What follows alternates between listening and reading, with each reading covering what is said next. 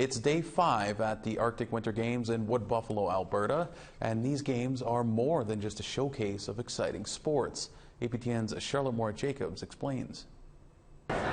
Well, the Yukon had a huge day yesterday, dominating with 30 gold Ulus, bringing their total Ulu count to 81.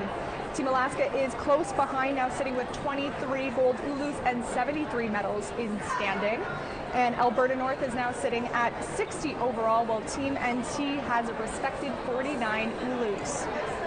Extreme cold weather has been a factor for the games, unfortunately, postponing events like biathlon and cross-country skiing. With the cold weather sticking around, we're not sure if those will be postponed even further. But APTN's Chris Stewart will be indoors covering events such as wrestling, along with women's futsal, with a competition between Team Sampi and Team NT this evening. But you're probably wondering about the exhibit behind me. Well, this is the Orange Shirt Every Child Matter exhibit, honoring residential and intergenerational school survivors. It's part of the game's cultural programming and Truth and Reconciliation pin series. The host society for the 2023 Arctic Winter Games has a variety of events focused on educating the public on Indigenous issues as well as Indigenous teachings. I'll have a full report on how the game is implementing acts of reconciliation on tomorrow's newscast. And as you can see, the games are so much more than just sports. A cultural gala will take place tonight and tomorrow. I attended the dress rehearsal and I was absolutely wowed at the level of song, dance, and theatrics. Drum groups across the circumpolar north. Definitely want to catch that. There's still so much here to do and see at the games. Now back to you in studio. Thanks so much for that, Charlotte. Going to the ice now, women's figure skating held its medal rounds. 5 skaters competed for the gold Ulu in a level 3 competition. 2 skaters from Northern Alberta, 2 from Alaska, and a skater from the Northwest Territories were cheered on by the enthusiastic crowd. In the end, it was Lily Brennan from the NWT who had the sharpest program and took home the gold Ulu. I did well. I got first and I had 2 personal best scores. That's pretty impressive. Yeah. What do you think of the games themselves? I think it's really fun. I was at Arctic Winter Games in 2018 and it was a lot of fun. Definitely a different experience this time, but yeah, just an overall good experience. The men's and women's Dene Hand Games were also played today in Fort McMurray. One team hides a token in their hands and the opponent's team captain tries to point to the hand that it is in and gains a stick if they're right. If you win all the sticks, then you win the game. For the men's, Team Alaska took on Team Nunavut, with Alaska taking home the victory. And for the women, the Northwest Territories also played Nunavut. In this game, Alaska took the win. This is my first time ever competing in hand games. We don't play it in Alaska. I've played it maybe once or twice, but it's never been this serious. So we've never done an actual competition where we have all the sticks and the drummers, so this is really intense and fun.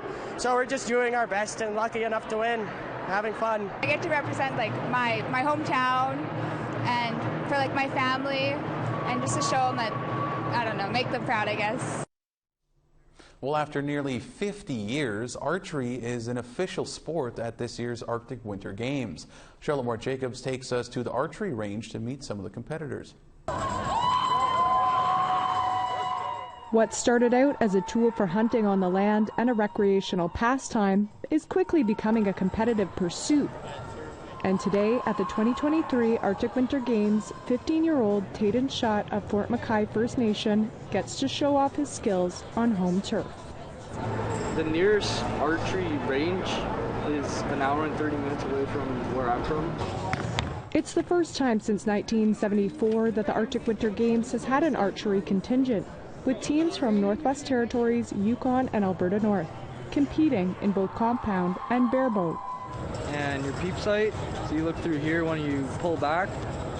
With so much hardware, Schott says the hardest part is probably just sighting in my bowl. When it comes to fun, archery is a bullseye for Schott. He's also sponsored by his First Nation for gear. And without financial help, he says the cost can be a barrier for youth hoping to level up. My bow costed $3,000. Just stock, no sights, no rest. But my bow right now is at probably $4,000. Schott's coach says with the introduction of archery as an official sport at the Arctic Winter Games, there's been a lot of curiosity about the competition. They get a lot of mental growth as well, a lot of mental discipline, because especially when you come to a competition, there's a lot of focus, but it's a very individual sport, so it definitely can fit a different dynamic of person that maybe isn't to a hockey or a team sport. For only being involved in a sport for about a year, Joshua Wedson is a sharpshooter. Hailing from Bashacombe, Northwest Territories, this 15-year-old started off as many do, a cheap bow and a target set up in the backyard. Once that got worn out, I was like, okay, my arrows are starting to break, so I looked up online if there's any archery store in Milline. Wedson also enhanced his technique through watching online instructional videos. Get a good anchor point so I know where to put my string in the hand. That really helped, made my shots more consistent. His biggest motivator? Family. Every now and then when I shoot in the back, my dad's like watching me. That was a really good shot. And that really gave me momentum to keep on going. It's Wedson's first time traveling as a team and competing in a large venue. A big step in his archery career. After this, if I look back and I'm like, that was really good, I might think about talking to my coach again for a bow upgrade. While it may take a lot of concentration, for Schott, keeping his eye on the prize means not taking himself too seriously. I try to relax when I shoot, so dancing and singing. Charlotte Mort Jacobs, APTN National News, Fort McMurray, Treaty 8 Territory.